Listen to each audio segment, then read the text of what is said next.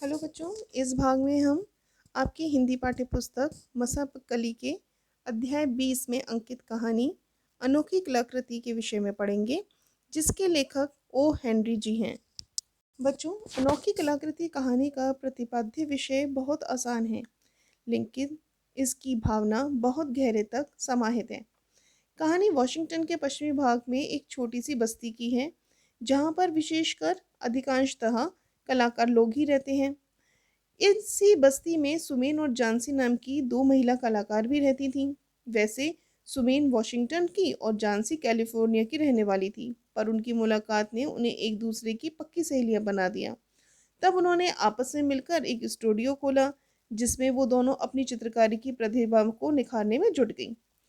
इसी साल नवंबर आते आते बहुत भीषण प्रकोप फैला सर्दी का, और देखते देखते मोहल्ले भर के कलाकार तेजी से निमोनिया के शिकार होने लगे। जानसी भी इसकी चपेट में आई। कुछ ही दिनों में बीमारी ने उसके शरीर को अधमरा कर डाला। उसका बिस्तर से हिलना डुलना बंद हो गया। इलाज का भी उस पर कोई असर नहीं होता था। वह बेजान सी पड़ी हुई खिड़की के बाहर ही देखती रहती थी।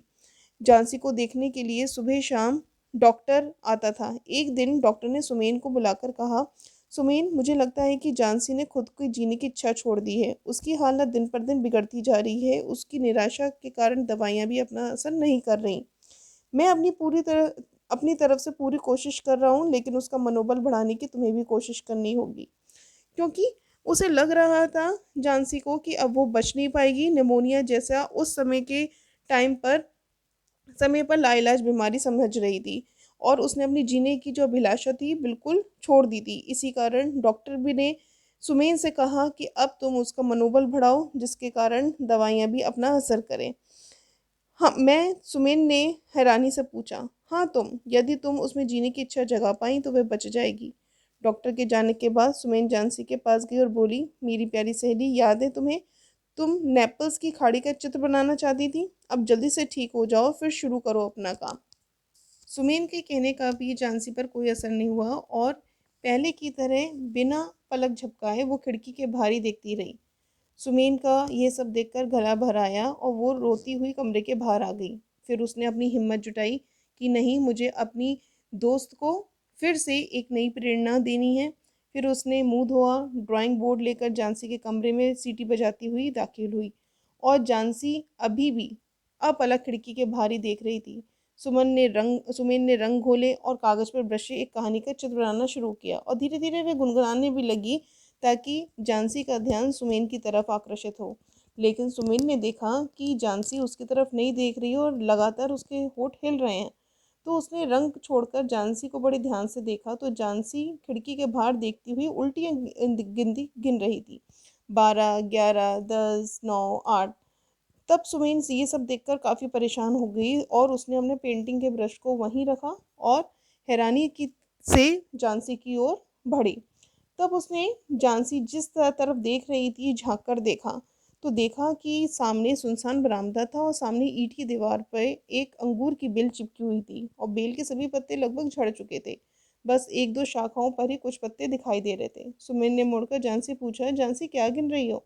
लेकिन झांसी ने उसकी बात अनसुनी की, और वही अपलक और निरंतर वही उल्टी गिनती लगातार वो गिनती जा रही थी। झांसी, क्या गिन रही हो, मुझे बताओ, उसने कई बार पूछा।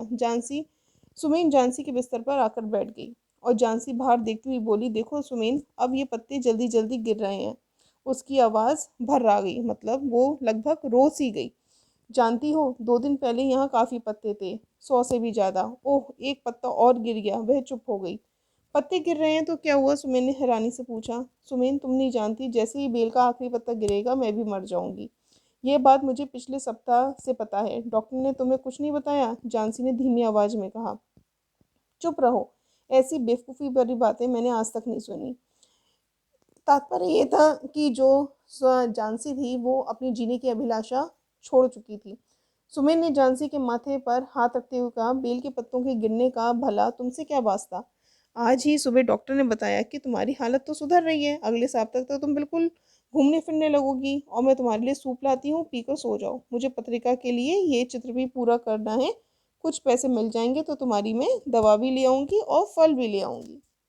ये कहकर सुमिन तो सूप लेने अंदर चली गई और जब वे लौटी तो देखा कि जानसी बाहर अब भी देख रही थी। यह देखकर वह बोली, जानसी बाहर देखना बंद करो, सूप पीकर सो जाओ। जानसी सो गई। सुमिन अपने चित्रों के लिए बहरमन को मॉडल बनाने के लिए बुलाने गई। बहरमन उन्हीं के मकान में नीचे रहने वाले एक 60 वर्षीय चित्रकार था और वे अपने जीवन में कोई एक अनोखी कलाकृति बनाना चाहते थे। बहरमन सुमन और जानसी को बेटियों की तरह ही चाहता था। जब सुमेन ने जानसी के पत्ते गिनने और निराशा की बात कही तो वे गुस्से से बोला, पागल हो गई है ये लड़की, भला पत्ते गिनने से कोई मरा है? मेरे रहते हुए जानसी इस तरह से नहीं मर सकती। मैं एक दिन एक अनोखी कलाकृति बनाऊंगा और फिर हम सब मजे से रहेंगे। बहरमन और सुमेन ऊपर पहुंचे। जानसी सो रही थी। बहरमन ने पर्दा हटाकर खिड़की के बाहर देखा। बाहर बर्फ गिर रही थी और तेज हवा चल रही थी। वह कुछ पल बाहर देखता रहा, फिर पर्दा डालकर मॉडल बन पर बैठ गया। सुमेन चित्र बनाने लगी। चित्र पूरा होने पर बहरमन चुपचाप चला गया। अगली सुबह जब सुमेन झांसी के पास गई तो उसकी आंखें खुली थीं। वह धीरे से बोली, सुमेन पर्दा हटा दो। सुमेन ने लंबी सांस ली और धीरे से पर्दा हटा दिया। बाहर अभी भी तेज बारिश और हवा थी। अंगूर की बेल पर एक पत्ता लटका हुआ था और उसका रंग पूरा गहरा हरा था। झांसी बोली, अरे यह एक पत्ता अभी भी लटका हुआ है, मुझे लगा था कि यह टूट चुके जाएगा और मैं आज ही मर जाऊंगी। सुमेन की आंखें भर आईं। वह कुछ नहीं बोली और बाहर चली गई। कुछ देर बाद झांसी ने सुमेन को आवाज लगाई। सुमेन आई तो बोली, सुमेन देखो, वह पत्ता इतनी तेज हवा में नहीं टूटा।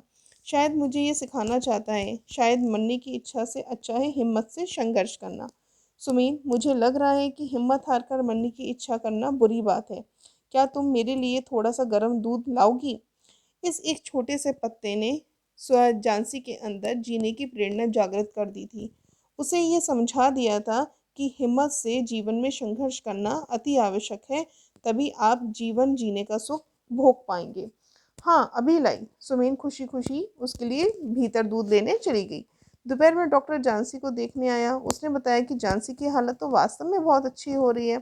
क्यों? क्योंकि उसका जो मनोबल था, जो क्षीण हो चुका था, वो उस पत्ते ने, एक हरे पत्ते ने उसके जो मनोबल को और भी बढ़ा दिया था। जाते जाते उसने बताया कि बहरमन को निमोनिया हो गया है। 2-3 दिन में झांसी काफ़ी अच्छी हो गई। झांसी को देखने आए डॉक्टर ने बताया था कि बहरमन को भी निमोनिया हो गया है। एक दिन सुमेन स्वेटर बुन रही थी, तभी चौकीदार ने आकर उन्हें बताया कि बहरमन की अस्पताल में मृत्यु हो गई। सुमेन ने खिड़की से बाहर जमीन पर पड़े हरे रंग और ब्रश को देखा तो वह समझ गई कि ये अनोखी कलाकृति, वह हरा पत्ता अभी भी जो हवा में झूल रहा था, बहरमन की ही एक अनोखी कलाकृति है जिसने सुमेन को जीने की प्रेरणा दे दी। उसे ये बता दिया कि हिम्मत से संघर्ष करके ही जीवन जिया जा सकता है, अपना मनोबल क्षीण करके अपना जीवन नहीं जी सकते हैं। इस तरह से ये अनोखी कलाकृति एक प्रेरणादायक बन गई, जो एक इंसान के जीने का सहारा बनी। धन्यवाद।